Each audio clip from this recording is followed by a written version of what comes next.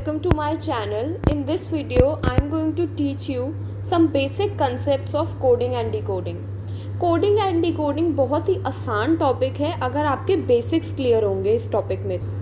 ये logical reasoning का one of very important और इजी टॉपिक है और ये ऑलमोस्ट सारे एंट्रेंस एग्ज़ाम और कॉम्पिटिटिव एग्ज़ाम में पूछा जाता है। इस वीडियो में मैं आपको बेसिक्स बताऊंगी जिससे आप कोडिंग एंड डिकोडिंग के क्वेश्चंस इजीली सॉल्व करेंगे। Let's get started. Coding and decoding के लिए आपको अल्फ़ाबेट नंबर कंसेप्ट क्लियर होना चाहिए। टोटल इंग्लिश में अल्फ़ाबेट्स है 26, ए से लेकर जेड तक। हर एक अल्फ़ाबेट का एक पर्टिकुलर नंबर है, जैसे ए का नंबर है 1, बी का 2, सी 3, D 4, E 5, F 6 and so on till Z जिसका नंबर है 26। अब ये पूरे 26 अल्फ़ाबेट्स के पोजीशंस, इनके नंबर आपको पता होना चाहिए, लेकिन ये 26 अल्फ़ाबेट्स के नंबर याद रखना थोड़ा मुश्किल है। इसके लिए एक इजी एक्रोनियम्स हैं जिसे यूज़ करके आप इन अल्फ़ाबेट के नंबर को याद रख सकते हैं। लेट्स सी वो कौन से एक्रोनियम्स। तो ये हैं वो दो एक्रोनियम, इजोटी एंड सिफ्लोरेक्स।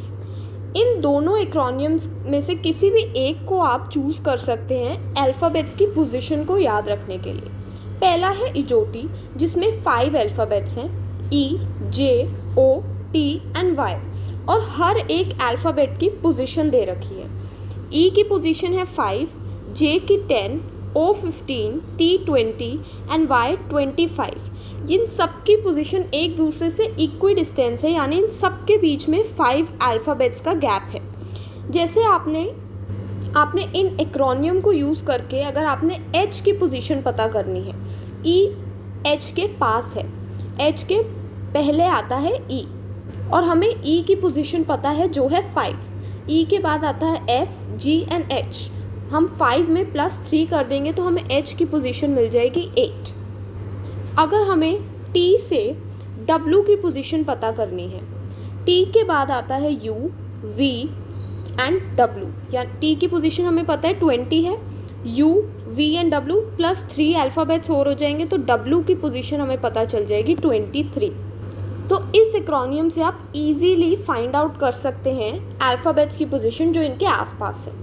लेट्स सी दूसरा एक्रोनियम कौन सा है, वो है सिफ्लोरेक्स, जिसमें टोटल 8 वर्ड्स हैं, C, F, I, L, O, R, U and x.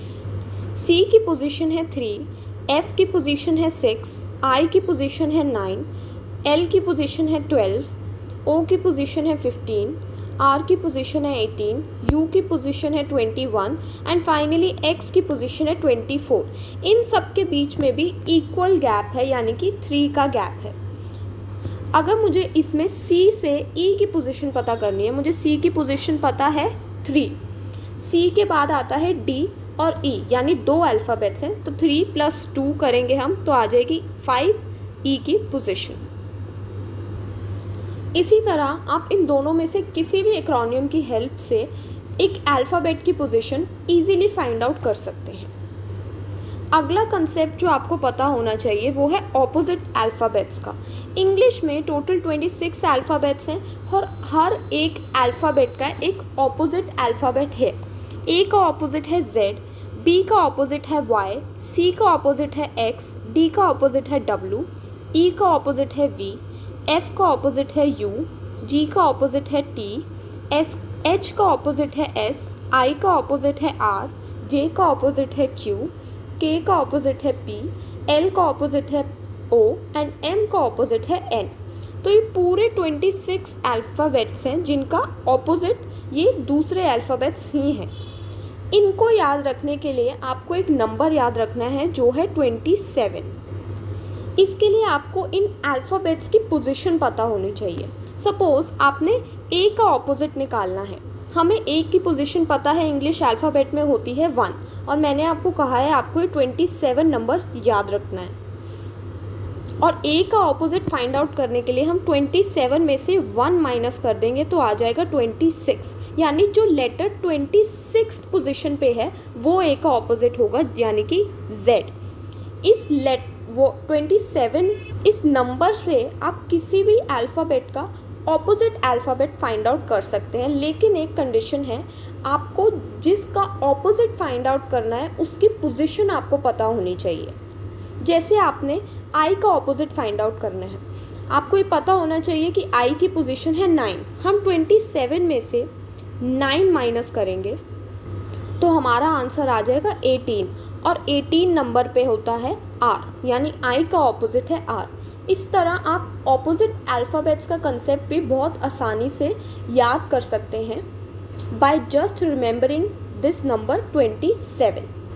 अभी तक मैंने आपको अल्फ़ाबेट का नंबर कंसेप्ट बताया। उस नंबर कंसेप्ट को याद रखने के लिए 2 शॉर्ट ट्रिक्स बताई, जो है इजोटी और सिफ्लोरेट, और मैंने आपको ऑपोजिट अल्फ़ाबेट का कंसेप्ट बताया, जिसके लिए आपको नंबर 27 याद रखना है। अब हम देखेंगे कोडिंग एंड डिकोडिंग के कुछ questions based on these concepts. तो कोडिंग एंड डिकोडिंग के क्वेश्चन में एक वर्ड को कोड किया जाता है एक पर्टिकुलर वे में, और कैंडिडेट से पूछा जाता है कि दूसरे वर्ड का उस सेम वे में क्या कोड होगा। जैसे हमारे सामने क्वेश्चन है कि मद्रास का कोड है NBESBT, तो बॉम्बे का कोड क्या होगा उस लैंग्वेज में। इसके लिए पहले हम वो वर्ड लिखेंगे ऊपर जिसका हमें कोड दे रखा है, यानी मद्रास, MADRNAS। उसके नीचे हम लिखेंगे जो हमें कोडेड वर्ड दे रखा है, यानी NBESB और T। अगर आपको इंग्लिश अल्फ़ाबेट्स की पोजीशनिंग पता है तो आपको पता होगा कि M के बाद आता है N, A के बाद आता है B, D के बाद आता है E, R के बाद आता है S, A के बाद आता है B एंड S के बाद आता है T।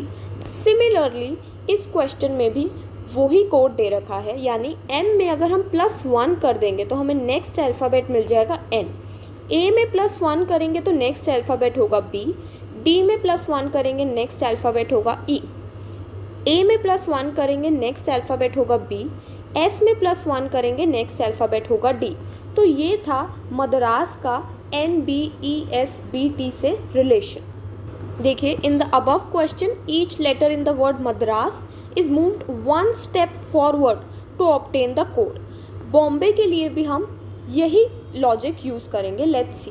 सिमिलरली अगर हमें बॉम्बे का कोड फाइंड आउट करना है तो हमें हर एक लेटर जो बॉम्बे का है उसको 1 स्टेप फॉरवर्ड, यानी एक आगे शिफ्ट करना होगा। B के आगे आता है C, O के बाद आता है P, M के बाद आता है N, B के बाद आता है C, A के बाद आता है B एंड Y के बाद आता है Z। तो बॉम्बे का कोड होगा CPNCBZ।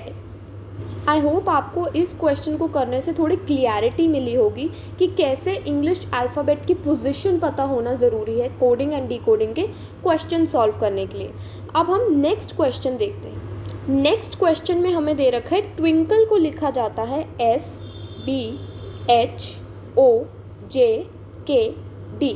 तो उसी कोड लैंग्वेज में फ़िल्टर को कैसे लिखा जाएगा। वर्ड ट्विंकल में 7 अल्फ़ाबेट्स हैं। हम इसको डिवाइड कर देंगे ट्विंकल वर्ड को,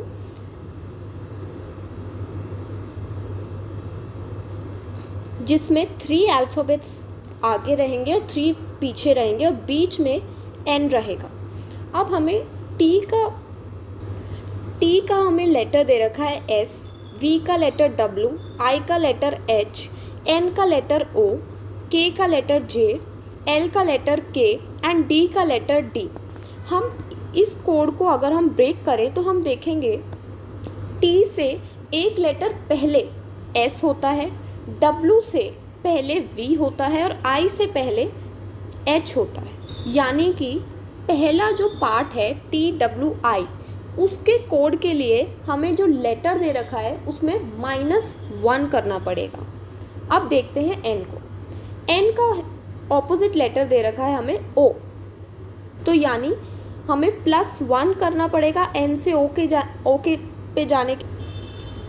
नेक्स्ट है K, L और E। K का कोड दे रखा है J। हमें पता है कि K के पहले आता है J, हमें यहाँ पे भी -1 करना पड़ेगा। L के पहले आता है K, अगेन -1 और ई के पहले आता है डी, इस पे भी हमें -1 करना पड़ेगा। तो हमारा ट्विंकल का कोड आ जाएगा SVHOJKD, यानी मिडल यानी एन को छोड़ के फर्स्ट 3 और लास्ट 3 अल्फ़ाबेट्स के लिए हमें -1 करना पड़ेगा और मिडल के लिए एन के लिए हमें +1 करना पड़ेगा। लेट्स सी फिल्टर्स का क्या कोड होगा। वर्ड फिल्टर में भी 7 अल्फ़ाबेट्स हैं, हम इसको भी डिवाइड कर लेंगे, 3 लेटर आगे 3 लेटर पीछे और 1 लेटर बीच में।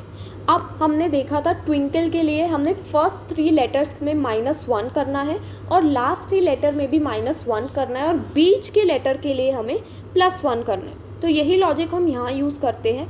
एफ में अगर हम -1 करेंगे तो हमारा लेटर आएगा ई, आई में -1 करेंगे तो आएगा एच, एल में -1 करेंगे तो आएगा के, टी में हमें +1 करना है तो हमारा आएगा यू, ई में -1 करेंगे तो डी, आर में -1 क्यू एंड एस में -1 आर।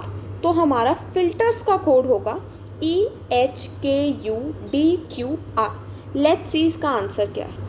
देखिए यही लॉजिक यूज़ हुआ है, फर्स्ट 3 अल्फ़ाबेट्स के लिए -1, मिडल अल्फ़ाबेट के लिए +1 और लास्ट 3 अल्फ़ाबेट्स के लिए भी -1 और फिल्टर में भी वही लॉजिक हुआ है। तो हमारा करेक्ट ऑप्शन है ऑप्शन नंबर बी। इस बार हमें वर्ड दे रखा है ब्राउन और ब्राउन का कोड दे रखा है ZPMUL। लेट्स सी इसमें क्या लॉजिक है। बी के 2 अल्फ़ाबेट्स बाद Z आता है, R के 2 अल्फ़ाबेट्स के बाद P आता है, O के 2 अल्फ़ाबेट्स के बाद M आता है, W के 2 अल्फ़ाबेट्स के बाद U आता है और N के 2 अल्फ़ाबेट्स के बाद L आता है। यानी कोड है -2। ब्राउन के हर एक वर्ड में, हर एक लेटर में 2 लेटर हमें पीछे जाना है उसका कोड जानने के लिए। इसी तरह हम वॉयलेट का कोड भी जानते हैं, V-2 यानी V से 2 अल्फ़ाबेट्स पहले कौन सा अल्फ़ाबेट होता है T, I से 2 अल्फ़ाबेट पहले होता है G, O से 2 अल्फ़ाबेट पहले होता है M, L से 2 अल्फ़ाबेट पहले होता है J, E से 2 अल्फ़ाबेट पहले होता है C और T से 2 अल्फ़ाबेट पहले होता है R। तो हमारा करेक्ट आंसर होगा option number A. Let's see, देखिए वही लॉजिक फॉलो हुआ है -2 का। In the above question each letter in the word brown is moved 2 steps backward. हमें 2 स्टेप पीछे लेके आना है ब्राउन के लेटर्स को ताकि हमें कॉरस्पॉन्डिंग लेटर मिल सके कोड का। इसी तरह वॉयलेट में भी हम -2 लेटर्स करेंगे जिससे हमें वॉयलेट का कोड मिल जाएगा। तो ये था कोडिंग एंड डिकोडिंग का बेसिक कंसेप्ट। आई होप ये वीडियो से आपकी थोड़ी बहुत कोडिंग एंड डिकोडिंग को समझने में आसानी हो। अगर आपको ये वीडियो पसंद आई है तो do like this video and subscribe to my channel. Thank you.